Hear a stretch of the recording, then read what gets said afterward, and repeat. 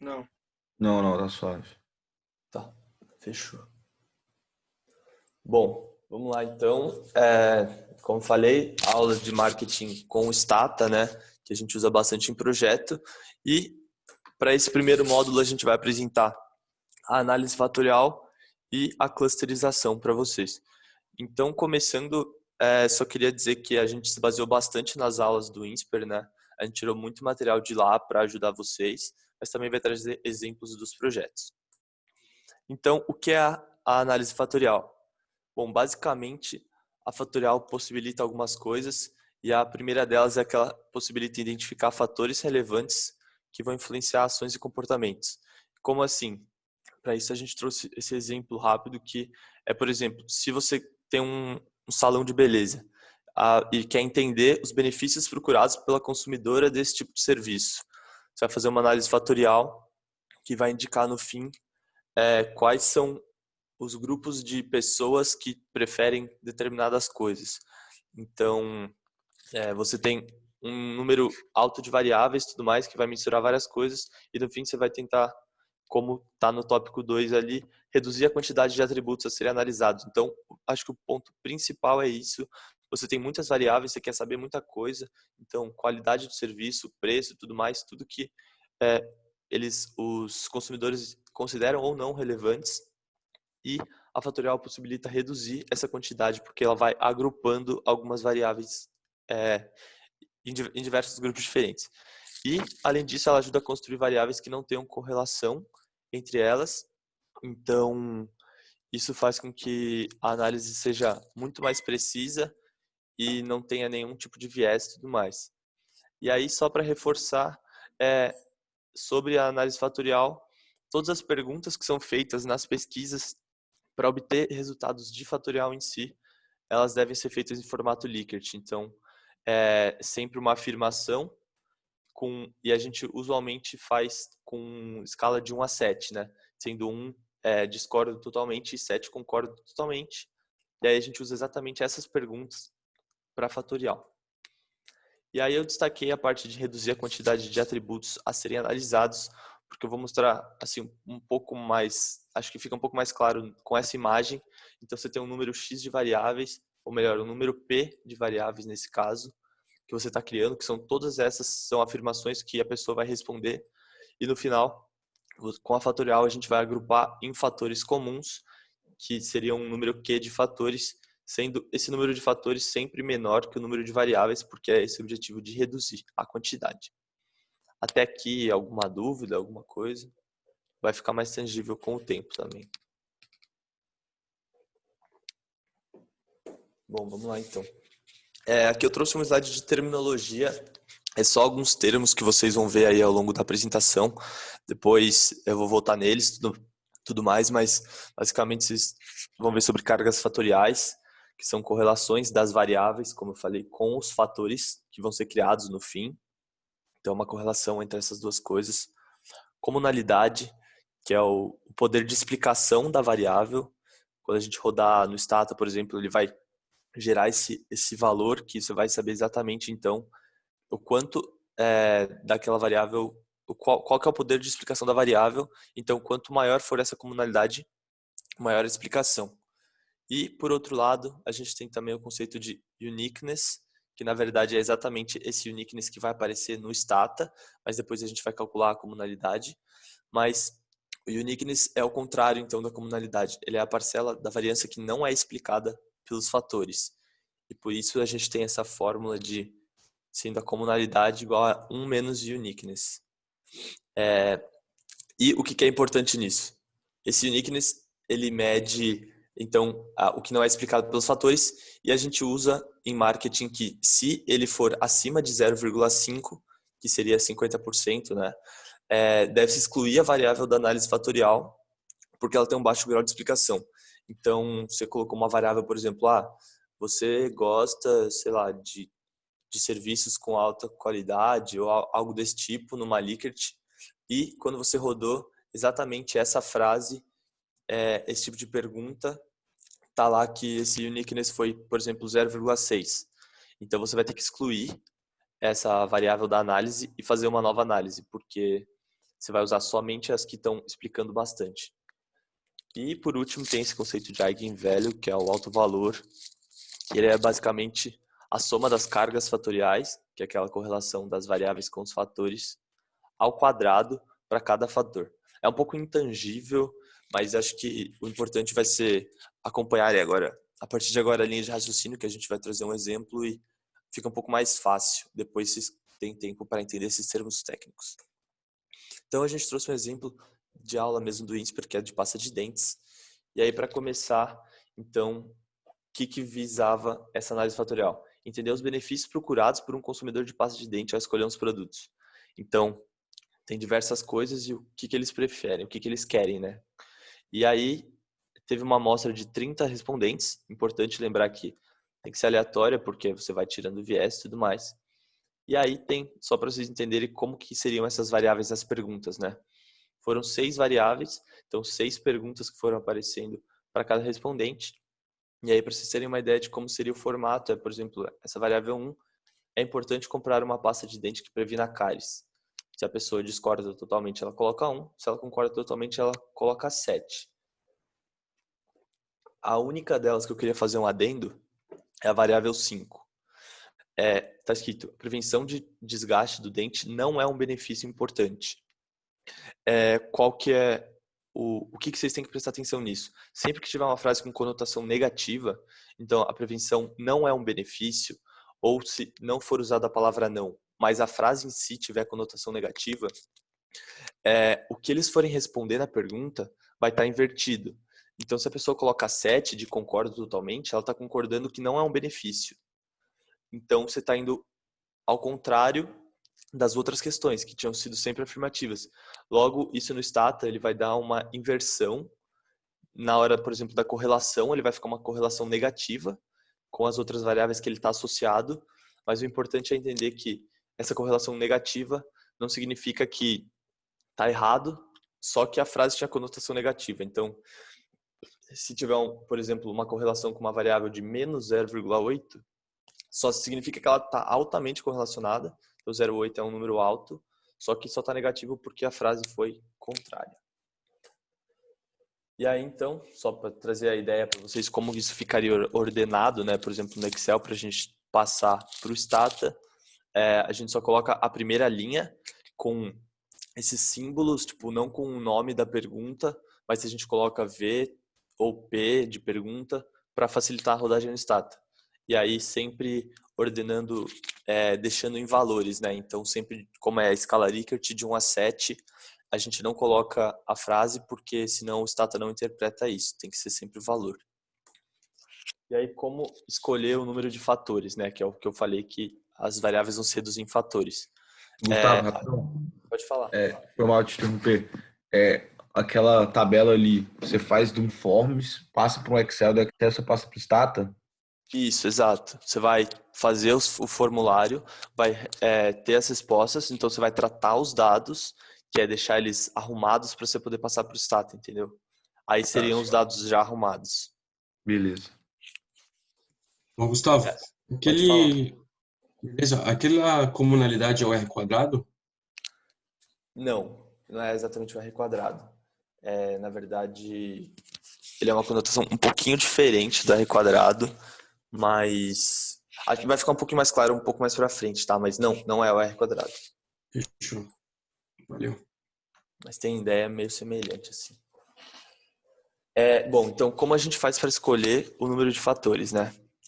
Principalmente tem 3 formas. A primeira é que a gente usualmente retém o número de fatores que acumulem pelo menos uma certa porcentagem da variabilidade total dos dados. E na prática a gente faz isso com maior que 60% ou 70%. O que isso significa, essa frase? Olhando ali no destaque, na parte de porcentagem acumulada, ali onde está escrito, primeiro ali onde está escrito fator, por enquanto tem 6 números porque são as 6 variáveis que a gente usou de Likert.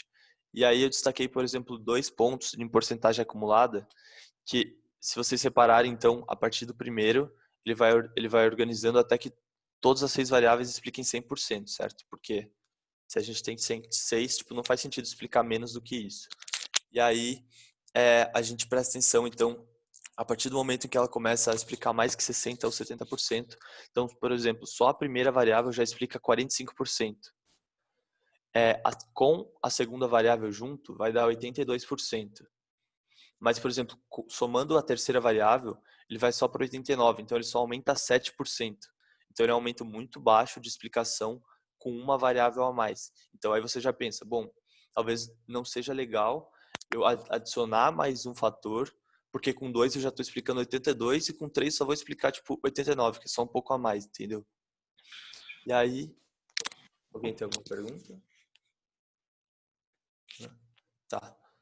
E aí, o segundo método, que na verdade esse é o jeito que o Stata faz, é o default dele já está de acordo com isso, que é o critério de Kaiser, que a gente retém então os fatores correspondentes a esses eigenvalues, que é o nome que aparece no Stata, né, que chama alto valor, maiores que 1.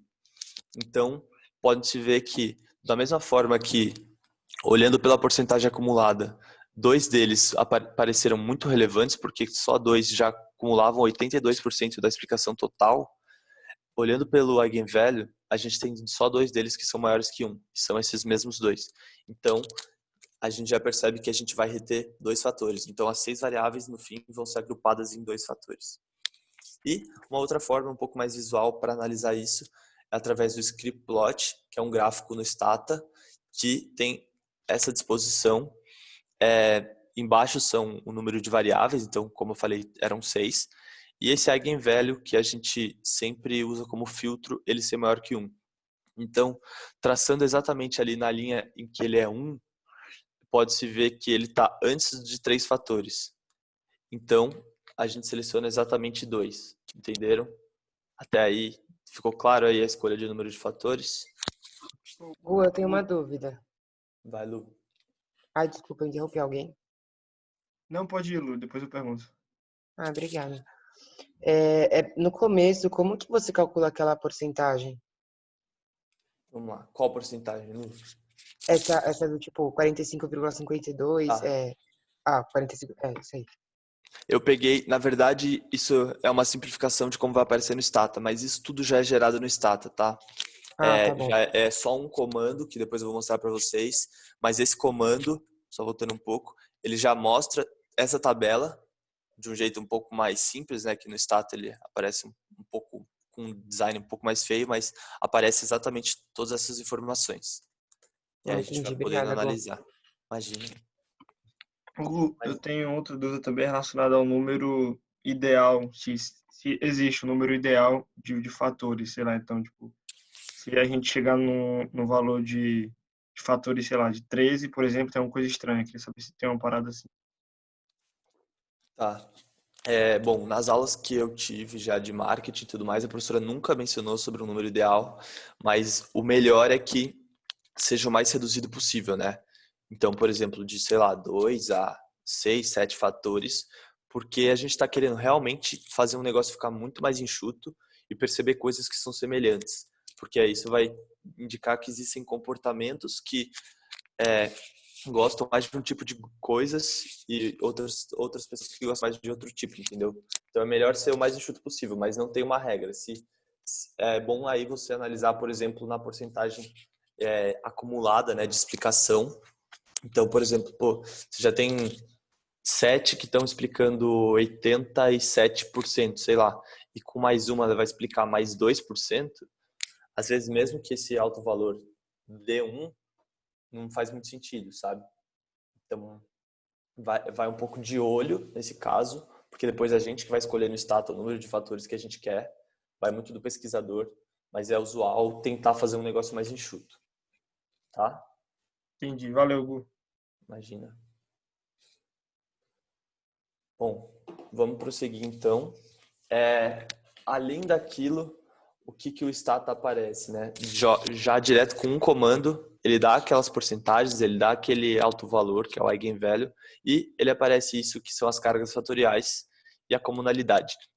Como eu expliquei, a carga fatorial desculpa, a gente está com um erro ali no slide, mas ela é a correlação simples entre as variáveis e os fatores. Então, por exemplo, olhando ali na tabela de carga fatorial, essa tabela azul, V1 com o fator 1.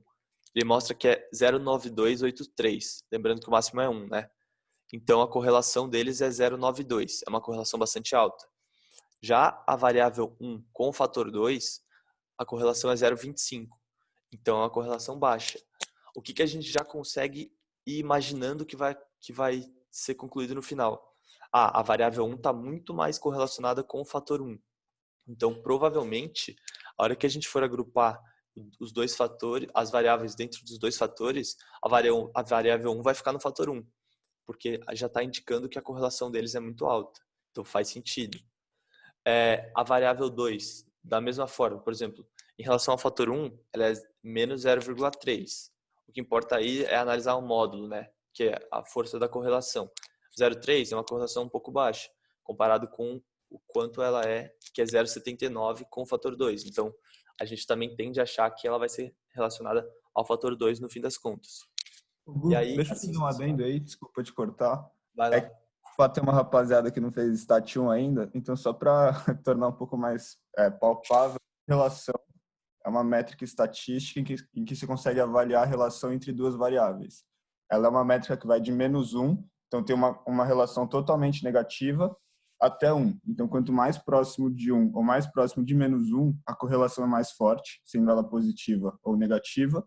E quanto mais próximo de 0, quer dizer que as variáveis não têm relação entre si. Aí só para trazer um pouco mais para quem não sabe. Aproveitando a pausa, posso tirar uma dúvida? Claro, por favor. Tipo, a variável 1 aqui no exemplo que vocês deram, por exemplo, que a pasta previna cáries. O que seriam os fatores? Os fatores, Isso.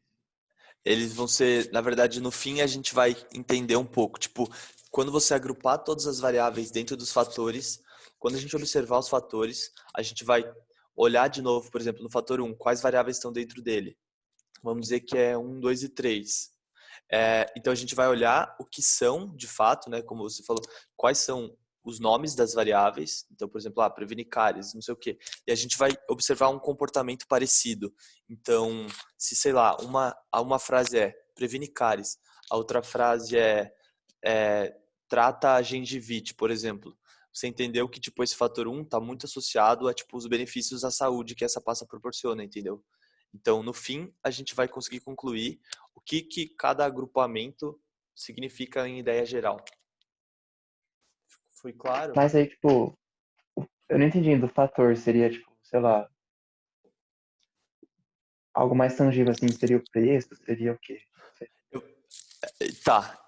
Bom, como eu falei, o fator, ele tenta agrupar várias variáveis que pareçam entre si, que tipo as respostas mostrem que quando a pessoa fala que uma coisa, por exemplo, ela concorda totalmente, que ela dá nota 7, outra coisa ela também faz isso. Então você vai olhando as relações, tipo, sempre que um respondente fala que uma coisa é importante para ele, ele puxa outra coisa junto. Então, que daí daria uma correlação alta. E no fim, você vai juntar essas variáveis, ler o que é cada uma variável e chegar a um nome para esse fator que condiza com o que essas variáveis estão representando. Então, o fator não tem um nome até agora, ele ainda é fator 1 e fator 2, você só está entendendo que ele está se agrupando, e no fim a gente vai olhar as variáveis e vai dar um nome para ele. Então, ele pode ser qualquer coisa, até que você agrupe as variáveis, entenda o padrão dessas variáveis, o que elas querem dizer em ideias gerais, aí você dá um nome para o fator. Entendi. Valeu. Tá? Ô Gu, eu fiquei meio confuso agora nesse negócio do fator. Tá conseguindo me ouvir? Uhum. Então, basicamente, você vai agrupar várias variáveis em um fator. Mas como se define esse fator antes de começar? Tipo, por que essas variáveis estão agrupadas nele e não no 2, entendeu? Tá. Bom, como que a gente faz? Tem um método que o Stata usa, que é o método que a gente aprende. Eu vou tentar entrar um pouquinho em termo técnico para ajudar. O método que o Stata roda chama PCF em siglas, eu não lembro exatamente o que significa, mas tem 3 tipos de método para fazer a fatorial, e o que o Stata usa e o que a gente aprende é o PCF. Nesse método, o que ele faz? Ele vai sempre ordenar as variáveis, sempre jogar para o fator mais em cima. Então, como assim? as variáveis que estão mais correlacionadas, que têm uma correlação maior, elas vão ficar no fator 1. Então, por exemplo, observando aí, vamos dizer que essa já é a conclusão. A variável 1, 3 e 5, em relação ao fator 1, elas estão altamente correlacionadas. O que o Stata vai fazer bom, essas três estão altamente correlacionadas, as três vão para o fator 1, porque esse fator 1 é onde vai ter maior explicação. Então, vai sempre jogando para cima onde está a maior explicação possível. E aí, terminou esse fator, o próximo vai ser o segundo com maior explicação. Ele sempre vai ordenando para fazer com que os de cima sejam os que mais expliquem e os de baixo sejam os que menos expliquem para você descartar. Tá? Entendi, Mas agora fez sentido. Mas, tipo, a variável 6 não está explicando o fator 2 mais do que a variável 5 no fator 1? Isso. Tá. Só que depois a gente vai fazer uma outra etapa, que é uma rotação, que aí, tipo, vai alterar um pouco esses valores. Mas, por exemplo, a variável 1, 3 e 5 são muito próximas, então tem muita força de correlação. Então, na hierarquia, elas vão estar em cima, entendeu? Porque, no geral, elas têm números muito maiores de correlação. Não se você olhar uma a uma, mas se você olhar o grupo todo, sabe? Tá, saquei. Suave. Do que, por exemplo, Entendi. no fator 2 seria a variável 2, 4 e 6. No geral, tipo, são valores bem menores, entendeu? Entendi. O Stata vai ordenar isso para vocês já automaticamente. E eu gosto só uma coisa ali, se mandou uma pergunta no chat, aí acho que eu posso até responder. A gente roda isso no Stata, então a gente não precisa se preocupar em agrupar em fatores, o Stata faz isso pra gente. A gente só precisa entender o que é cada fator. Aí o Gu me corrija se eu estiver falando alguma merda, mas... Perfeito. Não. Exato. Bom, podem ir perguntando mesmo, eu sei que é um pouco difícil, um pouco intangível, mas acho que no fim do exemplo vai ficar um pouco mais fácil e aí na hora que a gente for rodar no Stata com uma coisa mais aplicada, vocês vão conseguir entender um pouco melhor.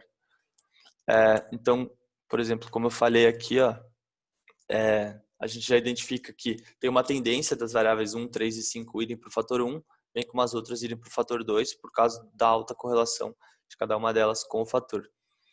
E aí, a outra coisa que a gente tem que analisar, né, que é a comunalidade, que eu tinha falado, que é o quanto está sendo explicado. E aí, o que eu estou trazendo aqui é um conceito do uniqueness, que eu já falei, que é o quanto não está sendo explicado, porque esse uniqueness é o que vai aparecer no Stata, não a comunalidade. Então, o que é importante? A gente olhar esse uniqueness e lembrar que acima de 0,5 tem que se excluir a variável da análise fatorial. Só que como a comunalidade é 1 menos esse uniqueness, se o uniqueness é acima de 0,5 é ruim, significa que a comunalidade abaixo de 0,5 é ruim. E aí a variável tem que ser descartada. E como vocês estão vendo nessa tabela, nenhuma comunalidade é abaixo de 0,5. Então significa que todos estão explicando bem. Então todas têm que ser mantidas no modelo. Tá, qual é o próximo passo? Isso tudo foi com um comando só do Stata. Ele já deu todas essas informações em 2 tabelas. A partir disso, a gente faz uma coisa chamada rotação. Então, o que é a rotação fatorial? Bom, ela é usada após a geração das cargas fatoriais, então ela é a segunda etapa, e ela permite criar um conjunto de variáveis não correlacionadas, com uma solução mais simples, mais significativa, já que cada variável vai ficar altamente correlacionada com apenas um fator. Então, deixando isso mais tangível, o que significa? Naquela tabela de carga fatorial, a variável 1 tinha 0,92 com o fator 1 e com o fator 2 era 0,25. Com essa rotação, a variável 1 fica com 0,96 de correlação com o fator 1 e só 0,02 em módulo com o fator 2. Ou seja, ela vai quase que 100% de correlação com o fator que ela já estava mais correlacionada. E o que isso influencia? Ela faz isso com todas e o que isso influencia? Primeiro, a gente consegue visualizar muito mais fácil para qual fator vai cada variável. E segundo, que a correlação entre cada fator fica nulo dessa forma, o que é importante para as pesquisas. Então, se a gente fosse rodar depois uma correlação entre o fator 1 e o fator 2, essa correlação vai ser zero, vai ser nula. E aí, então, com essa etapa de rotação, então aí, por exemplo, trazendo para vocês, no fator 1, dá para ver claramente, por exemplo, a variável 1 vai para o fator 1, a variável 3 vai para o fator para o fator 1, assim como a variável 5, e do contrário, as outras vão para o fator 2. Porque dá para ver, comparando a própria variável nos dois fatores, tem um deles que vai estar sempre muito maior. E aí, como então a gente vai interpretar os fatores? A gente já chegou a essa conclusão. E aí, como tinham perguntado, você tem as 6 variáveis e a gente precisa olhar para as 6 variáveis. Mas primeiro, o que a gente tem que entender é, por exemplo, o fator 1. A gente identificou que as variáveis 1, 3 e 5 vão para o fator 1. Tá, vamos olhar para as frases, para as perguntas que a gente fez para os respondentes em formato Likert. Então, as afirmações 1, 3 e 5. A primeira é importante que a pasta previna cáries. A terceira, que ela fortaleça a gengiva. E a quinta, que ela atue na prevenção de desgaste do dente. Embora aí está escrito como não, e por isso a variável 5 lá está com uma correlação alta, só que negativa, isso não influencia na ideia de que todas estão agrupadas. Então, prevenção de desgaste do dente, fortalecimento de gengiva e prevenção de cáries. O que a gente pode entender um pouco com isso? Aí é a observação humana mesmo. A gente olhou essas 3 variáveis e as 3 estão associadas a algum tipo de benefício à saúde. Então, a gente vai nomear o fator 1 como benefício à saúde. São variáveis relacionadas à saúde. Da mesma forma, o fator 2, olhando também nas variáveis, então, são variáveis 2, 4 e 6, dentes brilhantes, hálito fresco e dentes atraentes, está muito mais associado com estética. Então, a gente pode definir, por exemplo, o nome como benefícios sociais, benefícios estéticos. Então, a partir daí, você entende que das 6 variáveis, na verdade, você tinha 2 grupos, e são 2 grupos com aspectos parecidos. Então, quando tem uma coisa, a outra está junto, as pessoas valorizam essas coisas em conjunto, ou pelo menos tem sempre uma associação entre elas. Se você valoriza muito uma coisa, você sempre não vai valorizar nada a outra, elas sempre andam juntas. E aí a gente chegou a essa conclusão. E, por que é importante chegar nisso? Principalmente porque depois a gente vai tentar fazer outras análises e aplicar esses 2 fatores e não aquele tamanho de variáveis. Eu sei que aí ainda é pouco, são 6, mas eu vou mostrar para vocês um exemplo agora do projeto Escova, em que eram 24 variáveis. Então, assim, fica muito difícil para fazer outras análises e por isso é muito importante ter esse tipo de agrupamento em fatores. Essa é a ideia geral de fatores, aí eu vou partir para o exemplo aplicado. Se você tiver alguma dúvida primeiro, fique à vontade, por favor. Eu tenho uma dúvida, Gu. Antes de você, entender o que significa cada fator, como é que você define, assim, vou usar 2 e não 4, não 3 fatores? Tá, eu vou voltar uns slides para ver se para lembrar você. É aqui, nessa parte, tá? É aquilo de que a gente viu no começo de, se tantas variáveis vão reter até uma porcentagem de variabilidade total alta, mais de 60% ou 70%, você vai escolher essas. Então, ali, por exemplo, tinha 2, então vão ser 2 fatores. O outro método, que é o que o Stata usa, que é o critério de Kaiser, de acordo com o eigenvalue. Sempre que for maior que 1, ele vai selecionar. Então, por exemplo, aí só tem 2 que são maiores que 1, então vão ser 2 fatores, entendeu? Beleza. E aí o Stata já aparece, inclusive, tem uma linha que eu vou mostrar para vocês, ele mostra, fatores retidos. Aí ele indica exatamente quantos foram para ele fazer as outras análises. Ô Gu, posso tirar uma dúvida? Vamos lá, fica à vontade. Não, uma coisa bem boba mesmo. Esse número de fatores, nesse caso, ele foi igualzinho ao número de variáveis. Foi só uma coincidência ou costuma ser assim para fechar a frequência acumulada? Na verdade, ele não foi igual ao número de variáveis, né? A gente tinha 6 variáveis e foram transformados em 2 fatores, entendeu? Não, antes, quando você vai pegar aquela tabela maior para aqui, né? Ele. Tá. Então, na verdade, ele não é igual ao número de variáveis. Aí a gente tinha 6 variáveis e o que ele fala ele indica que 2 delas estão acumulando uma porcentagem muito maior da variabilidade dos dados. Ou seja, a partir disso, como ele identificou que são 2 coisas, explicando muito, por exemplo, vou tentar tangibilizar. Tá vendo esse número de eigenvalue, que tá 2,73, 2,21, 0,44? O total deles vai ser igual ao número de variáveis. Então, se você somar tudo isso, vai dar 6. Só que Ah, tá. com duas delas já está dando quase 5. Ou seja, ele vai pegar todas as 6 e vai transformar em duas coisas só, entendeu? Deixa eu ver se eu entendi, assim, esses 6 fatores, esses 6 grupos, então, que ele criou, ele tem porcentagens diferentes das variáveis, assim, partes diferentes das variáveis? É mais ou menos Isso. isso? Ele consegue, tipo, ter uma variabilidade maior entre as variáveis. Então, tipo, no fim das contas, ele vai explicar um pouco mais. Tipo, só cada tipo de agrupamento que ele fizer vai ter uma explicação muito maior. Tipo, ele vai conseguir abranger quase que todos os dados em poucas coisas, entendeu? Não sei se Entendi. ficou muito Não, claro. perfeito. Perfeito. Tá. Obrigado. Eu não sei explicar assim com termos tão técnicos, mas eu tô tentando passar um pouco da ideia geral, assim. Não, tá perfeito. Tá. Eu tenho uma dúvida também, mano, se você puder me ajudar. Tipo, vai naquela de interpretação, que é esse aí. Só uma dúvida bem pontual, assim, qual que é a nota de corte aí de correlação para você fazer a interpretação? 0,7? Tipo, você pegou a partir de 0,84 a mais baixa aí, mas qual que é o usual aí em marketing? Tá, na verdade, acho que isso nunca foi falado pra gente, assim. Tipo, porque creio eu que nunca vai ficar, acho que abaixo de 0,7 talvez. Porque a ideia dessa rotação é jogar a maioria para um dos lados, sabe? Então, mas assim, eu acho que assim não tem uma regra usual, mas se você olhar, por exemplo, compara variável por variável com cada fator.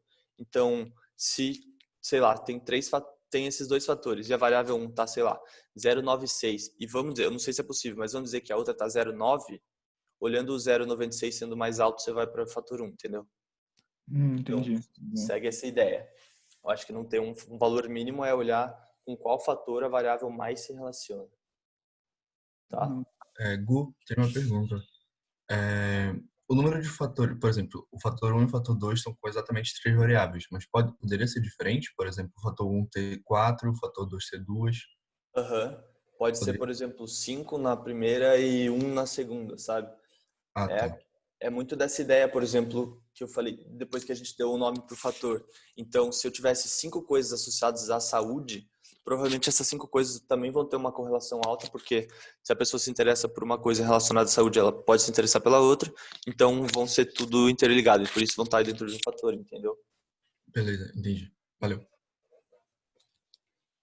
Então, eu vou passar então para o exemplo aí aplicado do Escova 1. Eu vou só parar de compartilhar rapidão, que eu preciso compartilhar o Stata, mas não, vou compartilhar a área de trabalho. Só um segundo. Já carregou minha tela aqui para vocês? Sim, né?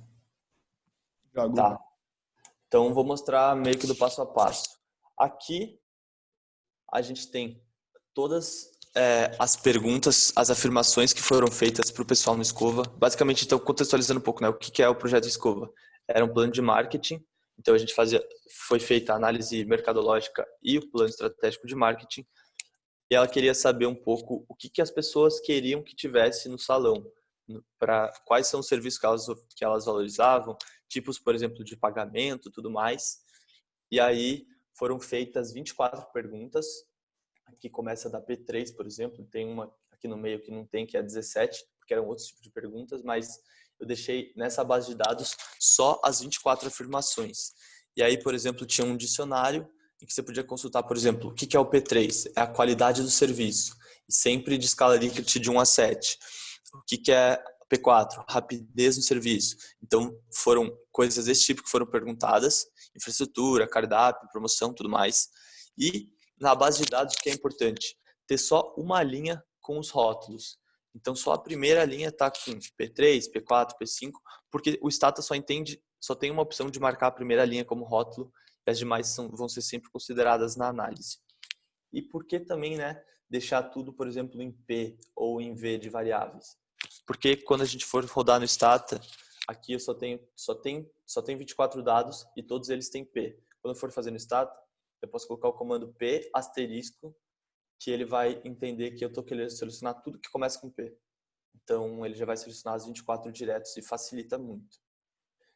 Tá. A partir disso, então essa foi a primeira etapa. Lembre que teve uma pesquisa, a gente colocou no Excel e aí tratou os dados para poder jogar no Stata. Tá, vou fechar o Stata. Agora, vou fechar o Excel, vou abrir o Stata.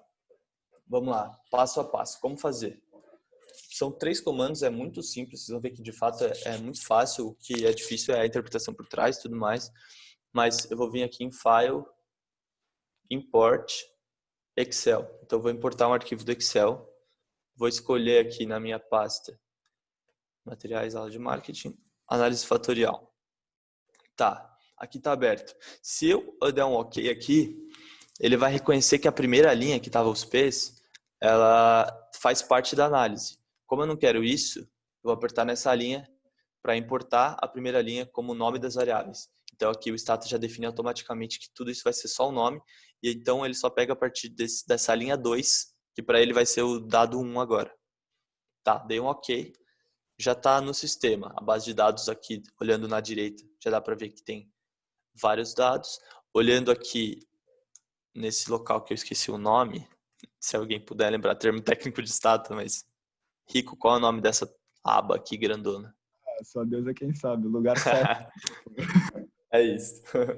Dá para ver aqui então que tem 24 variáveis, como eu tinha falado, e tem 600 observações, porque eram 600 respostas. Tá, como fazer? Primeira coisa, a gente vai rodar para aparecer aquela tabela de eigenvalue, de porcentagem acumulada, de carga fatorial. É só um comando muito simples, que é factor. Aí eu vou selecionar o nome das variáveis. Como eu quero todas as 24 e todas começam com P, asterisco, vírgula, PCF, que é o que eu tinha comentado com vocês, que é o método específico que a gente usa e que é até o próprio default do Stata. E então eu vou rodar a partir desse comando. Depois a gente passa o comando para vocês, mas são só 2 comandos. Tá, vamos ver o que ele saiu aqui. Lá para cima primeiro, desde onde eu coloquei o comando. Então, 600 observações, como eu tinha falado. Aqui ele aparece também. Vamos olhar um pouco essa tabela. Eigenvalue. Lembre que eu falei que esse é o critério que a gente usa, né, chamado critério de Kaiser, inclusive que o Stata usa, sempre tem que ser maior que 1. Então, olhando aqui, ó, dá para ver que são 5 fatores com eigenvalue maior que 1. Logo, o Stata vai agrupar 5 fatores. Além disso, olhando na porcentagem acumulada, dá para ver que com esses 5 fatores é explicado 66%. Então, como eu tinha falado, podia ser, por exemplo, ou pelo menos 60% ou 70%, a gente pode usar isso aqui. Se, no caso, o pesquisador quiser dividir em mais fatores, por exemplo, ele quiser explicar 70%, ele pode colocar esse fator 6, mesmo que o eigenvalue não seja maior que 1.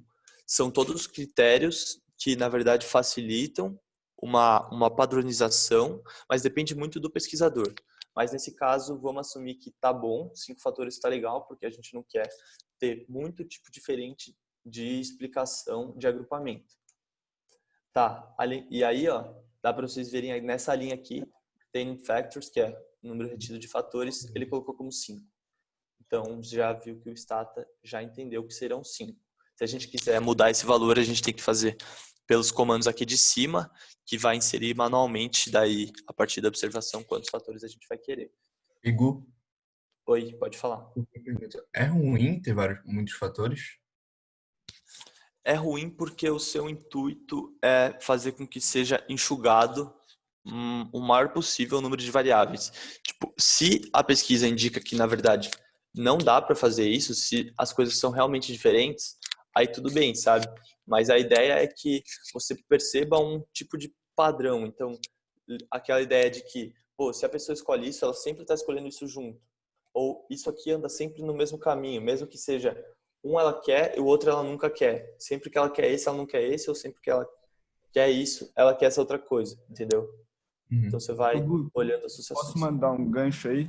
Vamos lá. O Gabriel, a brisa, quando a gente está fazendo fatorial, a nossa ideia é agrupar essas variáveis em fatores. Então, quanto mais fator você tem, a variabilidade, então a explicação de cada fator é pequena. Então, você está pegando nichos muito específicos. Então, quanto mais fator você tem, por exemplo, se for pegar o fator 24 aqui, que deve ter uma variabilidade quase de 0, você está pegando nicho muito, muito específico que não vai ser útil para sua análise, entendeu? Entendi. Saquei. Valeu. Tá, e aí a outra coisa que eu tinha mostrado para vocês que seria interpretada nesse primeiro comando é essa ideia de uniqueness, né? Que é o contrário da comunalidade. Então, é quanto não está sendo explicado. E aí, a gente tem que olhar caso a caso, né? Então, por exemplo, P3, que era a primeira pergunta, 0,32, está abaixo de 0,5? Tá, então tudo bem. Se ficar mais que 0,5, significa que mais de 50% não está sendo interpretado aí. Então, você vai excluir. E aí, se a gente observar em todas elas, nenhuma está abaixo de 0,5. Tem, por exemplo, está acima de 0,5, perdão. Tem, por exemplo, essa 0,48. Ah, não está acima de 0,5? Tudo bem, você pode até pensar em usar. Tá bom, tá bem próximo, mas ok, dá para usar. Então, vamos seguir. Significa que não precisa ser excluída nenhuma variável e rodar de novo. Tá tudo certo. Próximo passo é o último comando, que é aquela ideia de rotação de dados para fazer com que a variável fique altamente correlacionada só com um fator. Como você faz isso? Comando chamado rotate.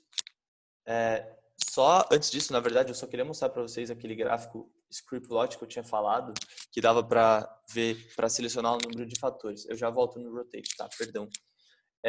Como eu falei, aqui você sempre vai traçar, por exemplo, uma linha no 1. Vamos dizer que o 1 é bem aqui no meio, né? Entre 0 e 2. E a gente tá mais ou menos aqui nessa quinta bolinha. Aí, olhando, aqui fica um pouco difícil de visualizar, porque a gente não tem exatamente qual é a linha do 1. Mas como a gente conferiu lá no outro, essa quinta bolinha está acima de 1. Então, o que vai acontecer é que a gente vai fazer um corte aqui e perceber que só as 5 primeiras estão sendo usadas. Então, vão ser 5 fatores. E aí, então, aquela parte que eu falei de usar o comando rotate para rotacionar os dados e fazer com que eles fiquem altamente correlacionados só com uma. E aí vai um pouco no que o Rico tinha perguntado de, tá, quanto que a gente tem que colocar aqui para ele ser usado? Já até tá refutando um pouco do que eu tinha falado, que eu achei que era mais que 0,7. Não. Por exemplo, a variável P4. O fator maior dela é 0,6. O segundo é 0,49 e tudo mais. Mas, como o maior é 0,6, então a gente vai assumir que esse P4 está dentro do fator 1. E aí, isso a gente vai fazendo com todos, vai observando e vendo onde está cada variável, onde ela se encaixa mais no fator. E aí a gente pode voltar para o slide. Basicamente, assim, esse é o fim do que a gente tem que fazer no Stata. É realmente muito simples, é só tratar os dados e saber interpretar. E com isso, a gente pode entender que são 5 fatores, as 24 variáveis foram transformadas em 5 fatores. O primeiro fator tem todas essas variáveis aí, P3, 4, 11, enfim. E olhando nas variáveis, o nome das variáveis e comparando entre elas, a gente pode definir que o nome do fator 1 é organização do salão.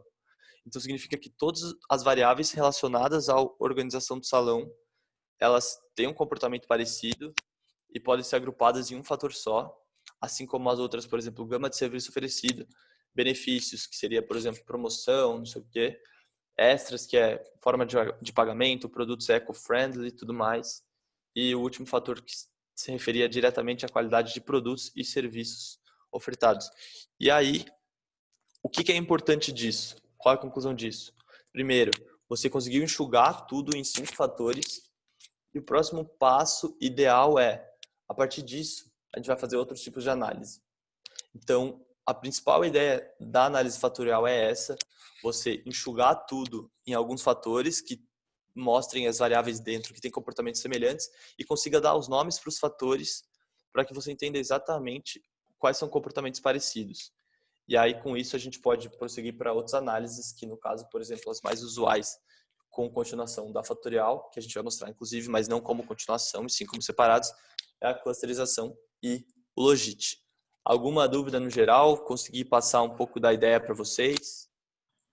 Eu tenho uma dúvida. Tenho uma dúvida. Fala aí, Renzão. Fala aí. Beleza. Bom, eu fiquei só com uma dúvida. Assim, é normal sempre nos fatores as variáveis estarem numa classificação igual? Por exemplo, poderia ter na organização de salão uma exceção e do nada aparece alguma variável de benefícios ou qualidade de produtos, formas de pagamento? Cara, é uma boa pergunta. É, acho, assim, de tudo que a gente já viu até agora, não. Diria para você que não, porque principalmente com aquela ideia de rotação, ele tende a anular esse tipo de coisa, porque ele zera as correlações dos fatores e tenta jogar realmente tipo a variável para um lado que ela mais está se relacionando, que o Stata reconhece uma afinidade maior. Então, assim, provavelmente não, sabe? Eu não consigo te afirmar com 100% de certeza, mas a maioria dos casos, pelo menos, isso não vai acontecer. Fechou, valeu. E aí, por isso, até é importante a gente analisar as variáveis, né? Olhar o que está escrito em cada variável para entender, tipo, pode ser que tenha um outlier, sim, mas na ideia geral é, por exemplo, a organização do salão, entendeu? Saquei. Tranquilo. Valeu. Quem mais? Eu não sei se o Rani ia perguntar, mas eu tenho uma. Pode perguntar primeiro, Ju. Vai, Ju, depois Rani. Gu, é no Stata mesmo. Tipo, uma coisa que eu não entendi é, quando o uniqueness for maior que 0,5, o Stata vai filtrar isso automaticamente ou ele não consegue fazer isso? Você tem que fazer algum comando para tirar ela? Ele não faz, na verdade, pelo que a gente aprendeu, não tem nem comando para fazer. Ou na verdade, acho que tem comando para se excluir a variável em si. Mas então você pode usar, eu não sei exatamente qual é o comando para excluir a variável, não sei se é delete, alguma coisa assim. Mas Drop. o que você pode fazer, como é? Drop. Drop, isso. Drop, aí acho que, por exemplo, que Nome da seja variável. P3. Aí você coloca o nome da variável. Ou você vai no Excel e exclui aquela coluna. Mas o Stata não faz isso sozinho, direto nesse comando, tá? Entendi. Obrigada. Eu ia perguntar isso mesmo, então tá de boa. Valeu, Gu. Boa. Mais alguém? Ô, Gu, eu não sei se, tipo, é um detalhe muito técnico, mas, tipo, pra mim não entendi ainda muito bem como que o Stata agruparia, tipo, organizaria cada variável num fator, sabe? Uhum. Tá. Bom, quando ele já mostra esses... Deixa eu ver se... Só quero conferir se no browse dele... Só um segundo. Se ele já indica exatamente, eu tenho que fazer outro comando. Aqui não tá, na verdade. Bom, então, na verdade, eu acho assim que não tem uma aba específica em que ele cria esses fatores. Talvez depois, para fazer as outras análises conjuntas, precise de mais algum comando. Essa parte eu real não sei, assim. Vou conferir depois para passar para vocês isso. Mas, pelo menos aqui no sistema dele, quando eu digitei browse, que ele vai para todas as colunas que tem de dados, ele não tem uma coluna, por exemplo, fator 1 e o nome das variáveis, sabe? Vai muito mais da sua observação, olhando onde está mais correlacionado e aí separando isso na variável, no fator, perdão. Mas eu vou conferir depois para vocês como é que a gente faz para o Stata já deixar isso certinho. Eu, tipo, real, não lembro dessa parte.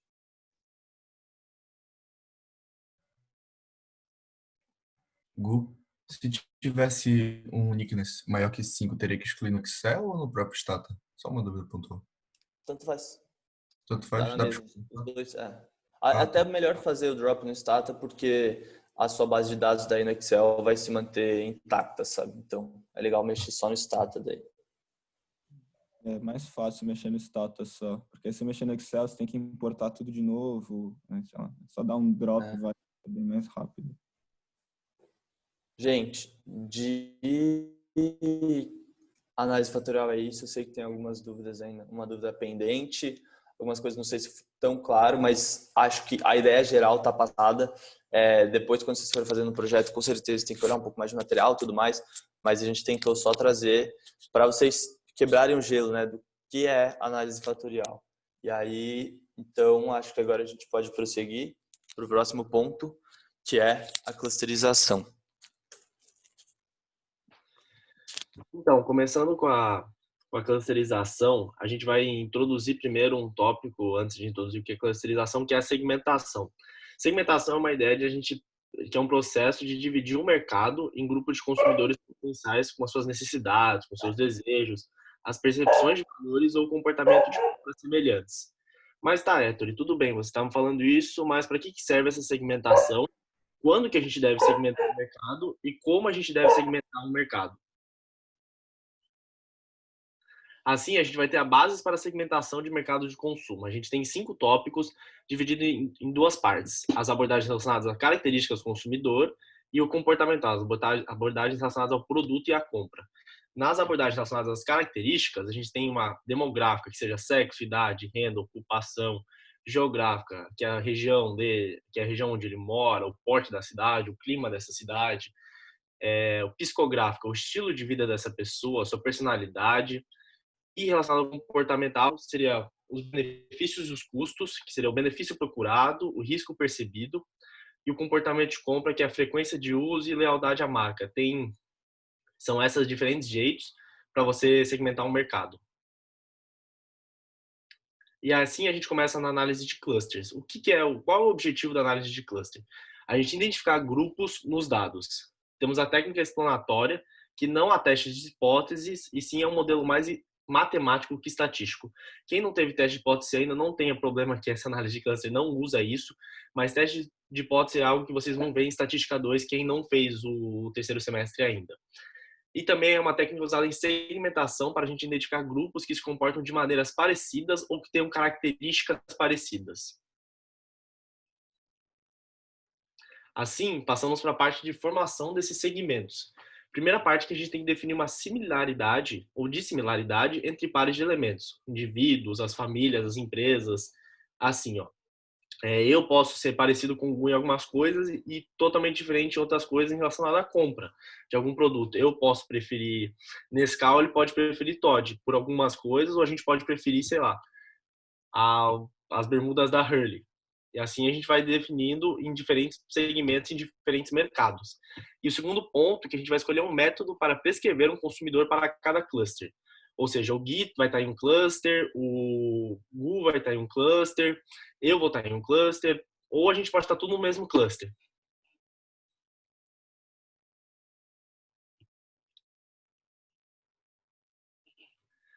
Assim Bom, a ideia... gente. Oh, foi mal. Não, vai. Tá, só tava me desmutando aqui. A gente trouxe um adendo, assim, né? Porque é para ficar bem claro para vocês logo de cara, que na própria análise de agrupamento, o que a gente faz? A gente faz um cálculo de distâncias, que a usual é a distância euclidiana, que é fazer, por exemplo, traçar uma reta entre as variáveis, umas coisas assim que não tem tanta importância agora, mas que tudo esteja sempre na mesma dimensão ou escala. Então, por exemplo, se a gente está usando o Likert de 7 pontos, seja fiel para que não tenha uma pergunta em que seja uma Likert de 5 pontos. E aí, o que mais? O que é importante aqui? Se, por exemplo, apresentarem dimensões ou escalas diferentes, então se você está mesclando uma Likert de 7, não é, na verdade, recomendado mesclar Likerts, mas vamos dizer outra coisa.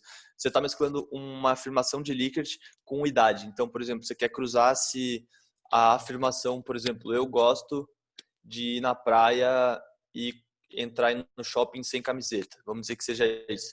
E aí você está cruzando com o negócio de idades. Você quer ver se, tipo, naquele grupo específico que respondeu 7 para Likert, que gosta de ir ao shopping sem camiseta na praia, ele tem, por exemplo, de 20 a 30 anos. Você quer saber se é isso aí.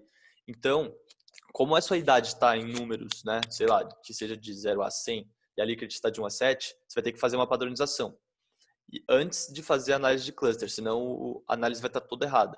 E o que é padronizar, né? É transformar os dados. Então, você vai fazer com que a média seja 0 e o desvio padrão 1. Para quem já teve estatística, isso faz um pouco mais de sentido. Vai tentar normalizar eles, né? Assim, fazer toda uma padronização com aquele Z que a gente aprende em estatística, mas em ideias gerais é isso. Você vai padronizar tudo para que tudo fique numa escala só. E aí faça sentido analisar. Esse Z permite que você faça exatamente isso. Tá. A partir disso, quais são os principais procedimentos para você fazer a análise de cluster. Então, todos os procedimentos eles vão seguir em 2 caminhos, os métodos hierárquicos e o método não hierárquico. Dentro aí das classificações, o importante é entender que, na verdade, são 5 métodos no total. Então, aquela última linha, que é o Single, Complete, Average, Linkage e o método de Ward. E, do outro lado, a gente tem aquele método K-means. Quais são os que a gente vai usar de fato? Os mais usados são Average Linkage, método de Ward e K-means. E ainda dentro desses 3, o Ward é o que a gente mais usa. E o K-means ele é recomendado quando você tem uma base de dados muito extensa. Então, por exemplo, sei lá, você vai analisar 1 milhão de dados, você vai ter que usar esse K-means. Mas, usualmente, na Junior, a gente vai fazer pelo método de Ward, porque vai fazer, por exemplo, uma pesquisa de mercado, então a gente vai rodar uma pesquisa, sei lá, com 200 respondentes, 300, então a gente vai usar o Word. Qual que é o procedimento da análise de cluster, né, passo a passo? Você vai formular o problema, selecionar uma medida de distância, como eu citei rapidamente lá, o medida euclidiana, umas coisas assim, que depois o Stata faz até o cálculo. Selecionar o procedimento que você vai usar. Então, vai usar Word, vai usar Average Linkage, vai usar K-means, tanto faz. Decidir o número de clusters. Esse é um ponto importante que eu já vou passar para vocês um pouco mais a fundo. Interpretar o perfil dos clusters e avaliar a validade dos clusters. Como a gente faz para selecionar o número de clusters? Pelo método hierárquico, que seriam aqueles 4 últimos lá, que são os 3 que têm terminação linkage, e o método de Ward, que é o que a gente mais vai usar, a gente pode selecionar a partir da análise de um dendrograma. O que é dendrograma? Essa figura aqui, que vai ser gerada no Stata, e aí você vai ter que interpretar ela, a gente mesmo vai ter que interpretar, a máquina não interpreta. Como é que é feito? Vou tentar explicar um pouco aqui. Eu peguei essa distância ali embaixo, essa chavezinha, para mostrar, por exemplo, você vai então, nesse caso o dendrograma está deitado, o que a gente mais usa na verdade é ele em pé, mas assim também funciona da mesma forma. Essa linha de baixo, ela é a distância em um cálculo que ele fez de distância euclidiana, que é o chama L quadrado. Enfim, esse é só para contextualizar. No fim das contas é uma distância. Ele vai medindo qual a distância entre as respostas para ele ir agrupando. Então, por exemplo, nesse começo, a gente já percebe que tem vários agrupamentos. Então, por exemplo, começando lá de baixo, 1 e 6. Ele entende, dá para ver que o 1 está ligando, por exemplo, em uma coisa que já está sendo ligada de 6 e 7. O que significa isso? Que já são coisas parecidas. Quando você tem essa distância desse L quadrado pequeno, significa que essas coisas estão muito semelhantes, então ele vai agrupando, ele vai juntando. Por quê? Porque justamente o que a gente quer é obter padrões e entender quais agrupamentos fazem sentido. E aí, qual é a conclusão? Quando a distância fica muito grande, então, por exemplo, dá para ver aí claramente essa distância que eu marquei, que já é a primeira delas que fica assim muito grande, muito distante em relação ao que já estava acontecendo, é aí que você vai fazer um corte. Então, esse corte vai determinar exatamente quantos grupos são. Todas as linhas que ele cortou vai ser a quantidade de grupos. O que isso significa? Por exemplo, por que eu não fiz lá no fundo em que seriam 2 coisas? Porque como a distância aí onde eu marquei já está grande, significa que os grupos já estão apresentando características diferentes. E se eu colocar na próxima, dividir em 2 grupos, já vai perder muita informação, porque você vai estar agrupando coisas que, na verdade, têm alguns comportamentos diferentes. Você nunca vai conseguir agrupar, com certeza, as coisas exatamente iguais, porque cada coisinha pode ter uma variação, mas em ideias gerais ele tenta agrupar o melhor possível para você. Então, quando o pesquisador vai lá, ele entendeu que essa distância está muito grande, ele vai fazer esse corte e a partir daí, então, foram definidos 3 grupos. Faz sentido até aqui? Alguma dúvida? Eu tenho uma dúvida, Gu. Vamos lá, Lu. Existe alguma métrica, alguma coisa para delimitar qual que é a distância exata ou é mais pela vontade de quem está pesquisando? Para fazer o corte? É. Vai do pesquisador. Mas, Tá bom. assim, como eu falei, o usual é, a partir do momento em que você percebe que tem uma distância ficando um pouco maior, pode passar o corte ali, mas vai realmente do pesquisador. Às vezes, a empresa quer, por exemplo, separar um comercial e entender, sei lá, 3 grupos. Então, ela vai focar em achar algum local que tenha 3 grupos para ela fazer o corte, entendeu? Vai muito disso. Beleza. Beleza, obrigado. Imagina. Aí, então, para ficar um pouco mais claro, a gente trouxe o exemplo de aula, só que nesse caso, como não foi usado diretamente no projeto do Escova, por exemplo, em que a gente tinha se baseado para a primeira parte, a gente pegou um link, que aqui ele não está selecionando, no caso. Peraí. Tá no modo sem edição. Só um segundo, eu vou ter que abrir. Habilita a edição daí. Não tem como? Como é que faz? Eu acho que não. Tá. Só um segundo.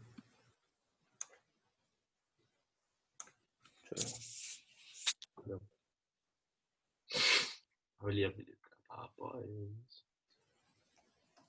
É um videozinho rápido do professor Carlos Bara, do sexto semestre, explicando assim um procedimento, 8 minutos de vídeo, então peço que vocês prestem bastante atenção.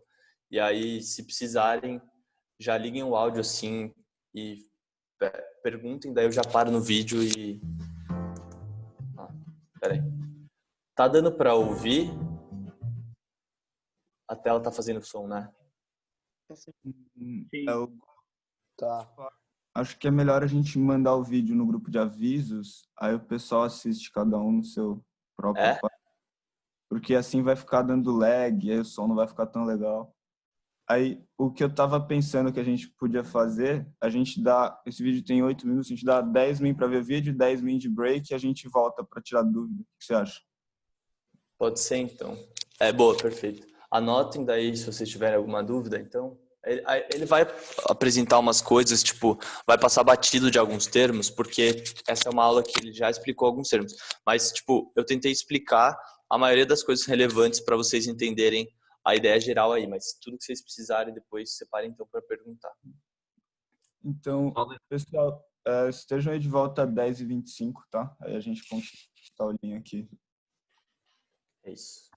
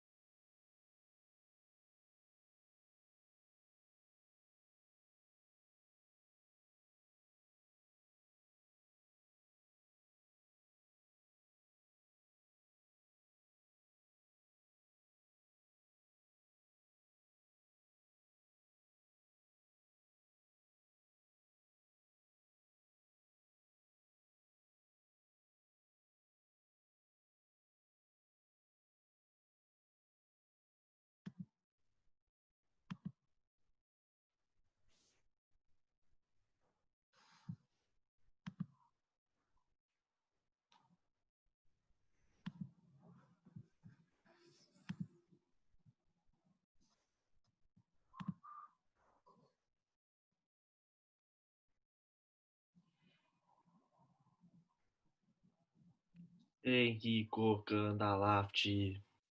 Abre a câmera aí, Héctor Rodrigues Machado. Thomas. Ô, Pio, você é tão estrelinha que você não coloca nem seu primeiro nome, né, mano? Só Pio, Nick.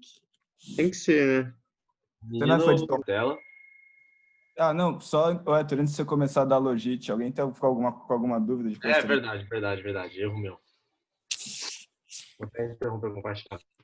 Eu fiquei com dúvida na parte final do vídeo, quando ele vai fazer aquela tabela de estatística, ele faz aquelas médias. Tipo, ele falou que, como a gente no final lá da aula passada, essas médias representam, sei lá, alguma coisa. Tipo, eu não consegui entender muito bem para que serve aquelas médias que ele fez. Tá. Posso falar aí? Héctor Henrique. Lógico. Demorou. Tipo, aquelas médias são em relação a quanto as pessoas colocaram na escala Likert, certo? Então, as médias iam de 1 a 7. Então, tipo, quando estava próximo de 7, significa que as pessoas mais concordavam com a afirmação. Daí tem só um adendo em relação a isso.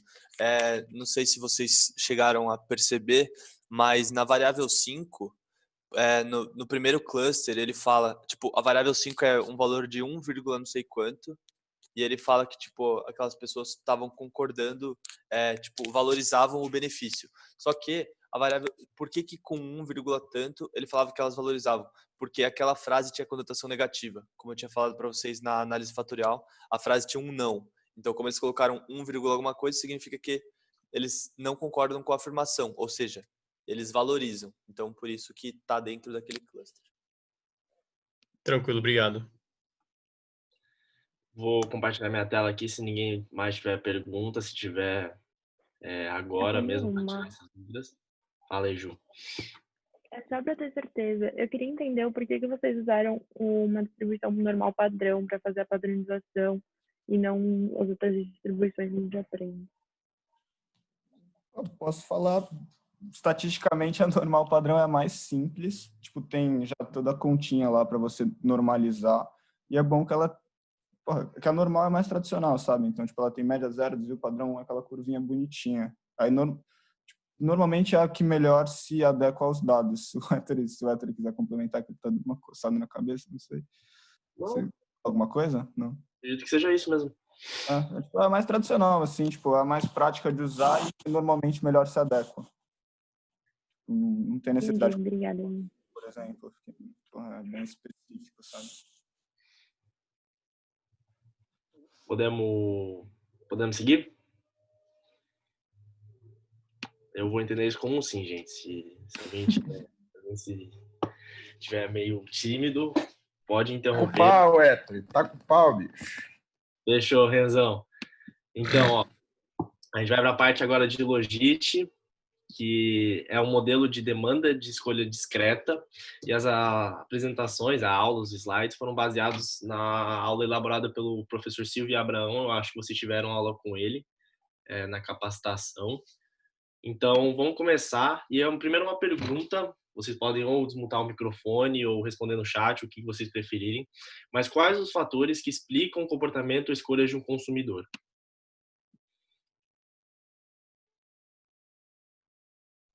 As preferências dele? Quais os fatores, assim, tipo, o que me faz consumir um produto e o que não me faz consumir um produto?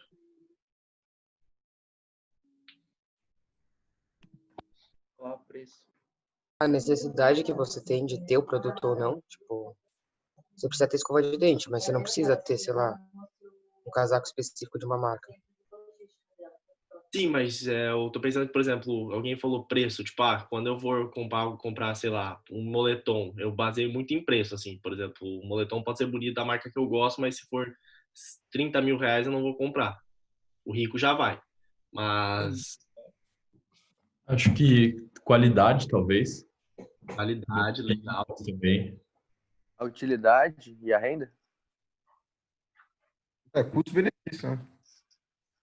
Ok, renda, utilidade, alguém mais quer complementar? Eu não sei se eles já falaram, mas marca. Marca, fato. Então, olha. Eita, meu Deus do céu. Ué. Calma aí, gente. Deu alguns erros técnicos agora. Só vai ser esse slide aqui porque... Não, tá certo. Eita, meu Deus do céu. Desculpa, gente, é porque eu achei que tinha dado algum erro. Então, o modelo logit binomial vai determinar que a variável dependente sua é binária e existem diversas variáveis independentes métricas. Por exemplo, você sempre vai querer... E o modelo, ele estima a probabilidade de uma observação pertencer a um determinado. Então, por exemplo, você está disposto a consumir algum bem, por exemplo, se eu sou um representante da Coca-Cola, eu vou perguntar para vocês se vocês estão dispostos ou se vocês consomem Coca-Cola. Daí, tipo, vocês vão responder em forma Likert, e a gente vai explicar como a gente vai transformar essa forma Likert em probabilidade depois. Daí eu vou fazer outras perguntas para vocês sobre, por exemplo, quando você compra refrigerante, você valoriza a marca. Quando você compra refrigerante, você valoriza o produto, você valoriza a qualidade. Eu vou fazer diversas perguntas assim numa pesquisa, que é o que a gente faz aqui na Júnior, quando a gente roda opinion, roda forms, para a gente entender não só se a pessoa consome ou não o produto, mas o que leva ela a consumir derivados desse produto. Tudo certo? Se tiverem alguma dúvida, alguma coisa assim, podem interromper, que é uma aula muito dinâmica mesmo, não é pique aula ímpar na qual eu explico e no final só do tópico que vocês tiram as dúvidas.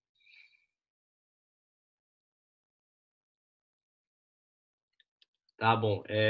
Assim, essa parte é mais uma parte de cálculo mesmo, mas eu trouxe para vocês porque, assim, só para mostrar como é feito, assim, a probabilidade de sucesso é modelada usando o modelo Logit, que é, por exemplo, a gente vai pegar o logaritmo natural da probabilidade dividido por 1 menos a probabilidade e ser igual a todos os fatores. Assim, x1 vai ser um fator, x2 vai ser outro fator, xk vai ser outro fator, no qual, por exemplo, x1 pode ser o preço. As pessoas valorizam o preço, x1 vai ser a minha pergunta relacionada a preço. X2 é qualidade, x3 é o serviço, x4 é marca. Então, a gente vai ordenar isso tudo certinho, ele vai calcular a probabilidade de sucesso, que é a probabilidade da pessoa consumir o meu bem ou de conhecer o meu bem, depende muito do que o cliente quiser. Por exemplo, vai ter clientes que vão perguntar, a gente quer saber se a nossa marca é conhecida ou não. Então, nossa probabilidade de sucesso vai ser a marca é conhecida. Ou se tem pessoas que têm o bem, mas não está sendo consumido. Então, a gente quer saber por que esse bem não está sendo consumido. Então, nossa análise de sucesso, assim, a nossa variável y é a probabilidade da pessoa consumir esse bem ou não. E assim, a probabilidade fica assim, igual ali embaixo, é conta mesmo, não some muito disso, em que P é a probabilidade de sucesso, XI é a variável independente, daí é aquilo que eu falei do preço, e o AI vai ser um coeficiente a ser estimado, que é pelo Stata, gente. É um pouco estranho ver isso, mas eu não quero que vocês memorizem nem perto disso, isso aí que eu estou mostrando, é só para vocês realmente entenderem a conta por trás, sabe? E assim que fica um modelo logit binomial, o logit que a gente pegou foi um exemplo da aula, que a resposta da variável é loyalty, em que uma empresa queria ver quão leal as pessoas eram à marca dela, ou quão leal elas eram ao produto. Por exemplo, eu sou representante da Coca, eu quero saber quão fidelizadas as pessoas são em relação à marca quando elas compram um refrigerante. Por exemplo, se uma pessoa consome só Pepsi, ela vai consumir só Pepsi. No sentido que daí minhas variáveis de interesse é brand, product e shopping. Então, tipo, brand é tipo a marca, product é tipo o produto mesmo, e shopping depende se a pessoa vai consumir durante, sei lá, no restaurante, alguma coisa assim. Então, ele vai ficar meio parecido com isso. Tipo, ele vai rodar as regressões, eu vou mostrar também como é que fica. Essa parte é muito mais para mostrar mesmo como é que fica, porque quando a gente for para o Stata agora, para não ficar meio, como eu digo, muito assim pouco palpável, sabe? Para vocês já terem uma pré-noção de quais comandos vão ser rodados e quais vão ser as esperanças que a gente vai ter. Vocês até podem perguntar, Héctor, mas a probabilidade é um número de 0 a 1. Concordo com vocês. Obviamente, se não concordar, tá errado. Desculpa, entendo opiniões, mas isso aí não é opinião, isso é um fato. A probabilidade vai de 0 a 1. Porque brand, o coeficiente é 1,27. Tipo, se a pessoa valoriza brand, a probabilidade da pessoa aumenta 127%, ou sei lá, 127%. Não, a gente vai explicar um pouco melhor como interpreta cada um desses coeficientes depois. tá bom? Então, perguntas assim relacionadas ao coeficiente, erro padrão, deixa que a gente vai explicar um pouquinho depois, tá bom? Queria abrir para dúvidas, novamente, não ninguém tem dúvida, como se faz, relacionado a algumas passos anteriores, ou posso seguir? Não, Héctor, eu entendi até agora, mas calma, o brand seria a probabilidade de sucesso? Não, o loyalty seria a probabilidade de sucesso, tipo, a probabilidade da pessoa ser muito leal à marca dela. O brand é tipo só uma variável, tipo, se as pessoas vão consumir, elas pensam muito em brand, tá ligado? Por exemplo, eu vejo um moletom na loja e falo, pô, esse moletom não é, sei lá, da Nike, então não vou comprar, sabe? Tipo, não é da Adidas, não é da Under Armour, então eu não tendo a comprar só por causa da marca, entendeu? Mas, por exemplo, se for Nike, pô, quero comprar. Se for Adidas, quero comprar. Não depende muito da qualidade, sim da marca.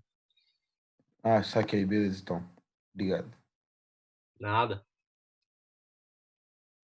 Passando aí, olha, esse é um pouco menos palpável, mas porque a gente usa regressão logística mesmo, usa o modelo Logit e não uma regressão linear.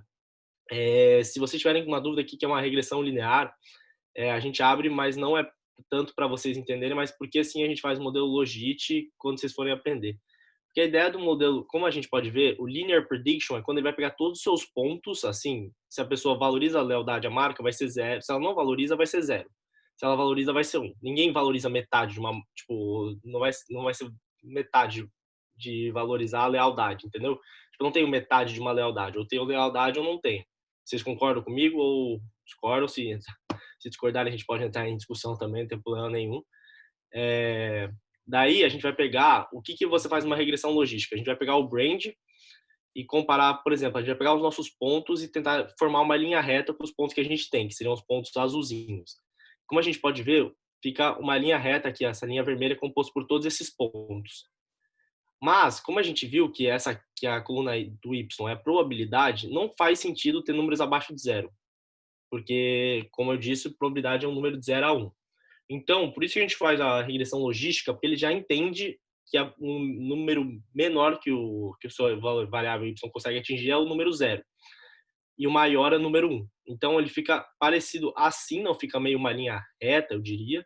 Ele tende a ficar mais em um formato de S, mas só para quando vocês forem rodar o gráfico dos seus pontos, vocês não se estranharem muito. Não quero que vocês virem expert nisso, como eu disse anteriormente.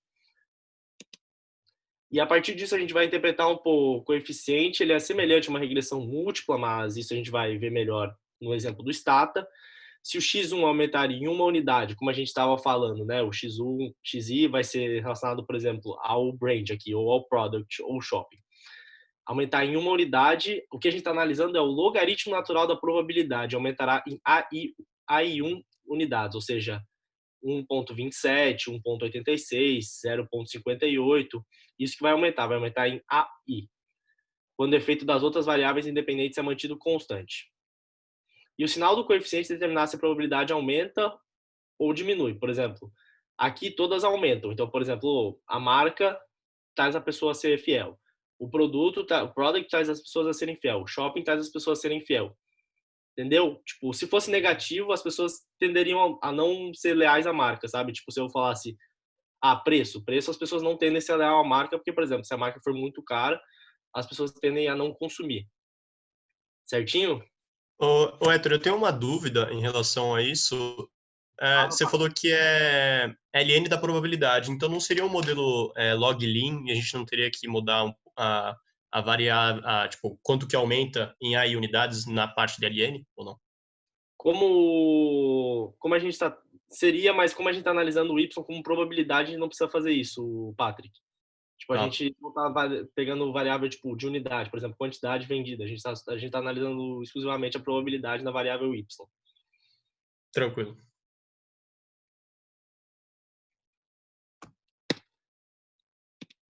E aqui, esse é um dos comandos mais importantes, eu diria, do Logit binomial, que é o Static Classification. Eu sei, eu também não entendo grande maioria dessa tabela, então não estranhem, mas eu vou focar nos pontos mais importantes, eu diria. Que aqui seria... A gente quer analisar os acertos que o seu modelo fez, sabe? Você rodou o Logit binomial e a partir disso você quer ver se o seu modelo, acertou bastante ou errou bastante, porque é importante, né? Você não adianta pegar um modelo, rodar se o seu modelo não retrata a realidade. Por exemplo, se der 50% ali na porcentagem de acerto do seu modelo. Assim, a gente vai pegar a coluna D no True e plus no Classified, que vai ser, primeiro vai ser 13, a gente vai pegar o till ali no D e o menos, que é o 12. A gente vai somar esses dois números e dividir de 30, que é o número total de observações. Como a gente viu aqui, ó, o número de observações é 30 nesse caso. E o meu modelo teve 13 acertos mais 12 acertos, ou seja, 25 acertos no total. Tá bom? E assim, eu quero analisar a porcentagem de acertos do meu modelo. Eu vou pegar essa soma de 13 mais 12 e dividir pelos 30, que é o número de observações que eu tenho. E vai dar 83,33. Mas fala, pô, Héctor, vou ter que fazer isso toda vez, pô, pegar na mão. E se eu tiver 600 observações, eu vou ter que somar, sei lá, 400 e 190? Não, ele vai dar a resposta aqui, ó, correctly classified, 83,33%. Ele já vai fazer essa conta sozinho, o Stata, ele já vai rodar isso. Então, o correctly classified é sempre bom para você ver quanto o modelo está ajustando ao sistema, tipo, aos pontos que você tem, mas não se preocupe em ter que fazer a conta. O Stata já traz isso. E a outra parte que eu gosto, que é muito importante para a gente, para os nossos projetos, é a parte de specificity, que é a ideia é que o modelo consegue especificar e prever em 80% dos casos na média. Ou seja, esse número indica que o nosso modelo tá bom, sabe? Que o nosso modelo especifica os dados e ele prevê, em 80% dos casos, tipo, o que seria o correto, sabe? Tipo, se eu, por exemplo, eu rodo, tipo, logit binomial e, por exemplo, na realidade o cara é leal à marca. E, tipo, em 80% ele vai conseguir especificar e prever esse cara e chegar na resposta certinha, tá ligado? Vou passar agora para o comando que eu identifico o mais importante. Eu não sei se eu disse que o Static Class era um importante, mas esse aqui é o mais importante, que eu acho que esse é o comando MFX, que é o de Marginal Effects. Quando a gente roda, ele vai gerar o efeito marginal, assim, após o logit do Y, e ele vai dar esse número. Mas, pô, você pode perguntar o que é esse número? Esse número aqui, que eu indiquei, indica que uma pessoa, na média da nossa análise, tem uma probabilidade de 11,36% de consumir bem X, consumir bem Y, de conhecer a marca X, de conhecer a marca Y. Isso tudo depende do que você quiser analisar. No exemplo que, por exemplo, o Gu trouxe antes e a gente vai trazer depois, é relacionado ao escova. A gente queria entender se as pessoas, se as mulheres conheciam que era um salão de beleza express. E aí, quando a gente faz análise MFX, a gente sabe o quanto uma mulher, na média da nossa análise, tem a probabilidade de conhecer o que é um salão de beleza express, ou ir a um salão de beleza express.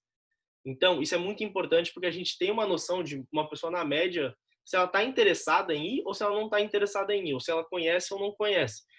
Como a gente pode ver aqui, 11,36%, por exemplo, considerando que isso fosse do salão de beleza express, 11,36% das mulheres tenderiam a ir num salão de beleza express. Pô, a gente vai indicar para o cliente, não faz sentido abrir um salão de beleza express porque uma mulher, na média, não vai, sabe? 11,36% é muito baixo, sabe? Uma em cada 10 mulheres iriam. Tipo, se você acha viável abrir esse negócio, tudo bem, mas a gente indica que não. E vamos por assim. E agora a gente vai... E a ideia do Logit, isso é mais para vocês terem como noção mesmo, é que a gente usa o modelo de escolha, né, do Logit para targeting, para a gente pegar a pessoa certo. Ou seja, vai ter o dado de preferência revelada como histórico de compra do consumidor. Isso aí vai ser tudo por pesquisa, viu, gente? Vocês podem estar achando um pouco palpável, como é que a gente vai entender o que as pessoas querem? A gente roda pesquisa, seja por opinion box, seja por forms, e a gente vai descobrir essa preferência das pessoas. Obviamente, a gente vai ter que fazer uma série de perguntas, né? A gente vai ter que desenvolver essas perguntas. O segundo passo é que a gente vai usar esse modelo Logit para estimar o impacto das variáveis independentes na decisão do consumidor. Ou seja, quanto o product, quanto o brand, quanto o shopping estimam e tem um impacto relacionado na variável Y, que é a probabilidade da pessoa consumir ou de ser leal a uma marca. O terceiro ponto que a gente vai basear nossas estimativas no modelo para a gente computar um score que indica a probabilidade de resposta, que é aquela ideia que eu mostrei, as duas últimas ideias. Tipo, a gente sabe quando a pessoa vai, quando a pessoa não vai, e na média quanto a pessoa tenderia a ir, sabe? Tipo, naquela ideia do comando de MFX. E o quarto ponto é que a gente vai classificar os consumidores em grupo de score, em grupo de acordo com seus scores. Isso aqui é muito mais para marketing, assim, de empresas mesmos, que eles querem realmente saber identificar os consumidores e cada tipo de propaganda para cada consumidor é diferente. Um exemplo disso é, um exemplo grande disso é no seu celular. Pô, você está no Instagram, você fala, até uma piada, pô, eu tô com fome, quero sushi. Do nada vai abrir vários pop-up de sushi, mas você fala, nossa, mas veio o sushi X e o do meu amigo falou isso e veio do sushi Y. Porque eles têm toda uma base de dados em que eles sabem o seu perfil, sabem o que você gosta, sabem o que você não gosta, baseado em restaurante, roupa e tudo, e eles vão direcionar o restaurante tipo que é melhor para você, que é o ideal de acordo com o seu perfil. E para outra pessoa, para o seu amigo, vai ser outro restaurante, porque vocês têm perfis diferentes e, mano, escolhas diferentes e preferências diferentes. Eu posso valorizar preço quando eu vou pedir sushi. O Google pode priorizar a qualidade.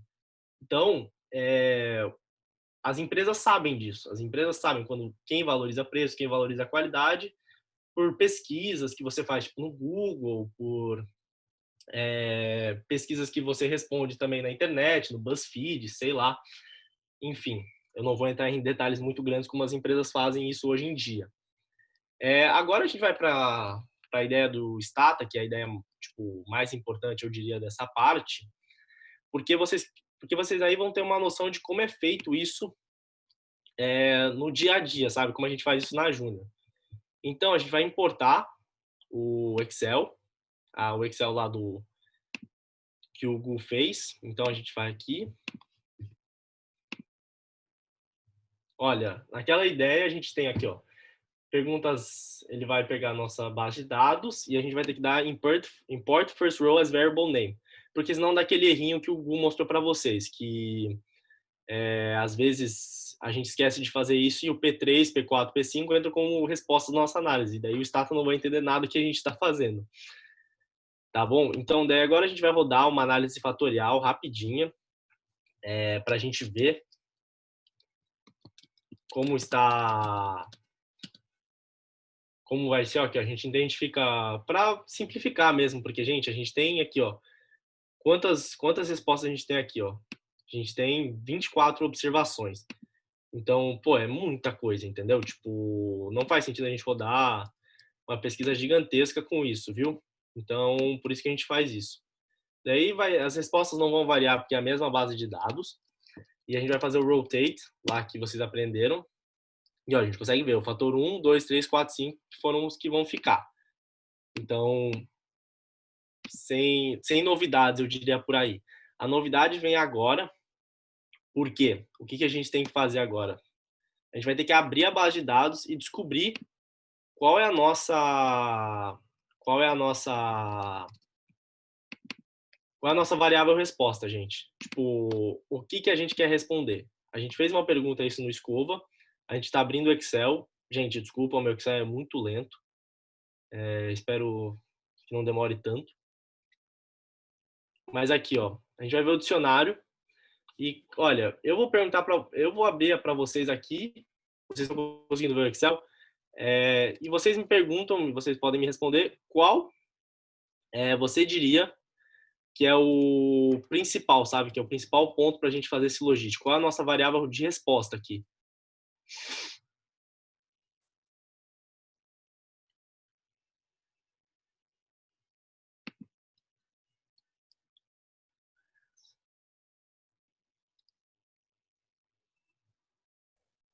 Ô, Héctor, e se você precisar das outras perguntas, não tá aí, tá ligado?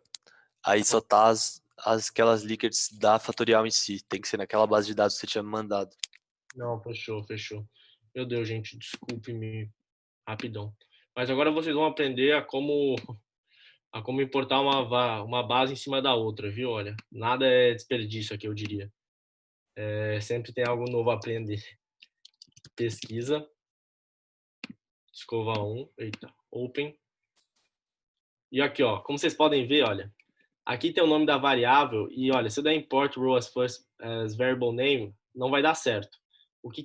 Quando você geralmente faz, quando você tem tipo, a resposta da pergunta numa linha e na outra linha você tem PU, você vai em cell range aqui e vai de a row 3 a 602, certo? Opa. A3 a 602, ó, porque se você for de A2 a 602, você vai ter P1, P2 de novo. Daí você vai ter que fazer A3 ao 602, em que ele vai só pegar as respostas em Likert para você e... Eita, meu Deus do céu, gente. Agora sim. Olha, daí eu vou de A2 para P1, P2, P3, em que a gente vai ter todos aqui. Então, você deleta a linha, a primeira linha, né, do stata, que é a pergunta. Daí, quando você deleta essa linha, quando você bota cell range de A2 a 602, você dá import o first row como nome da variável. Daí você vai dar OK. OK, aqui, que ele vai falar que você está tranquilo, porque você vai impedir tudo, tipo, que você vai sobrepor uma coisa na outra. Ele vai perguntar se você tem problema com isso ou não, sem estresse nenhum. E aqui, ó, eu vou abrir esse dicionário, no qual eu vou perguntar para vocês, assim, o que vocês acham que é a pergunta, tipo, vital aqui. Por exemplo, a gente quer saber se uma pessoa iria ou se ela consumiria indo pro salão de beleza, sabe? Para esse salão de beleza express que as mulheres queriam. O que vocês diriam que é o mais importante aqui?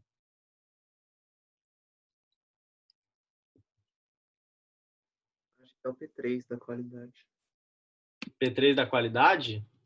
Esse seria bom para ser uma variável x, Gui, mas a gente quer aquela variável y, sabe? Aquela probabilidade. Tipo, será que a pessoa iria no meu salão ou não? Tem uma aqui que é você iria em um salão express? Eu acho que eu escolheria essa. Exato, essa aí, Ju. Parabéns. A gente pergunta aí se você iria em algum salão de beleza express e em escala Likert. 1 de pouco provável a 7 de muito provável ela ir. Mas aí você pode fazer uma pergunta para mim. Você fala, poxa, Ettore, legal que você está fazendo isso, mas para mim, eu tô com um pouco de dúvida relacionado a tudo, sabe? Tipo, como é que a gente vai fazer, como é que a gente vai mudar a escala Likert se a escala Likert não todo... Eita, gente, desculpa, meu Deus. Como é que a gente vai fazer a análise da escala Likert se a pergunta tá... Como é que a gente vai fazer a probabilidade se a resposta está em escala Likert? É uma pergunta, assim,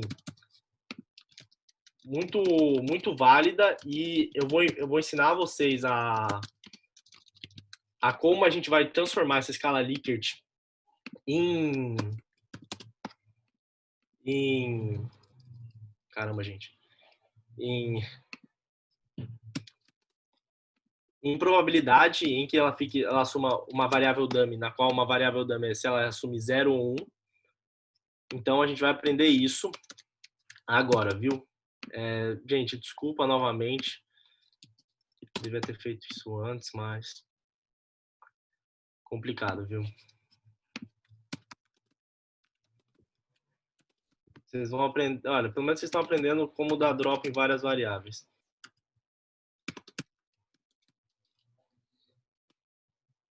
Eita, porcaria, não tem P2, né?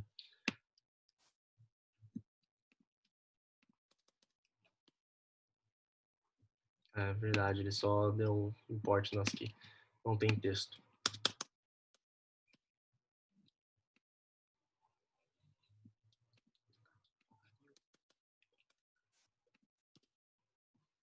Mas eu vou ver. 31, texto longo não tem. Escala 33 também não tem. Tá bom. 31 e 33 não tem. É verdade, eu tinha esquecido de tirar 30, gente.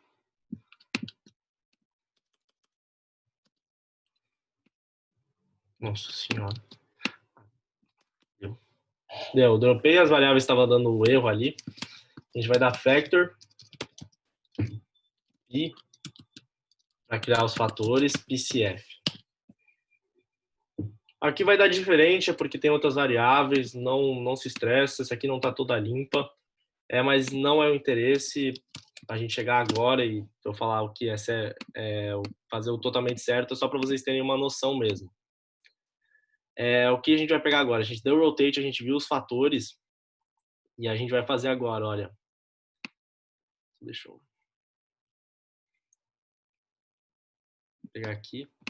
Olha, esse aqui é um comando que vocês vão ter, é muito bom para quando a gente vai querer as coisas, assim, é o Bara que fez, a gente vai disponibilizar isso para vocês depois, sem estresse nenhum, em que ele tem vários comandos aqui.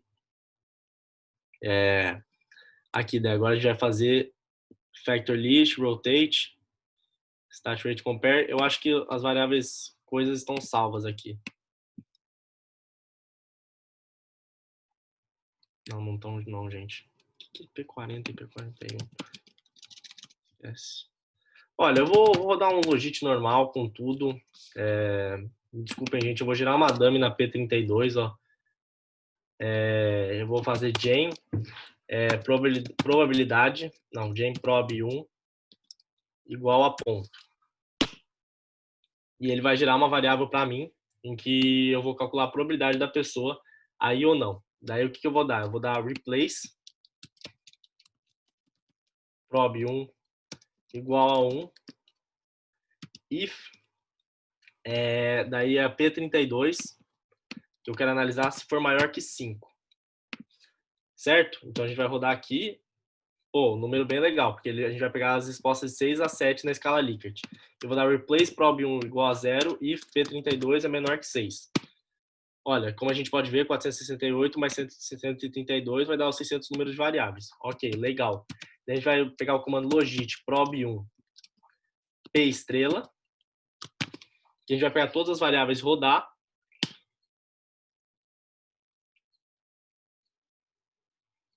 Eita, meu Deus, gente.